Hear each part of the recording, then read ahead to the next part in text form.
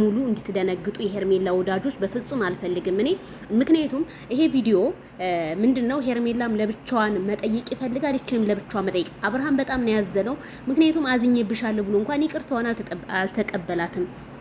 ኤፍሬምንም እንደዛው እኛ ምንም አላደረግንብህም፣ እኛ በቃ ይቅርታ ብለኸኛል ስለ ጥፋቴ ምናምን እያለችው ነው። አብርሃም ደግሞ ወደ ራሱ ስለተመለሰ ነገሮቹን ሁሉ እያየ እያጣራና እንዲሁም አብርሃም ሄርሜላን ማነው ሩታን እንደማይፈልጋት ሄርሜላን እንደሚፈልጋት ልጁን አሁን ልጁን እንግዲህ ለማየት ደስታውን አይቶ ስለማያውቅ ያ ነገር መሰለኝ። ስለዚህ አብርሃም እዚህ ጋር አሁን ቡዜ አንቺ ይሄንን ነገር ስታገናኛቸው ሁለቱንም አፋጠሽ መጠየቅ ነበረብሽ። ግን ይሄን ሁለቱንም አሁን የሁለቱንም ጥያቄ አብርሃም ይቅርታ አላደረገላቸው። ምክንያቱም የሄርሜላን ደግሞ ሀሳብ ሊቀበል ስለሆነ።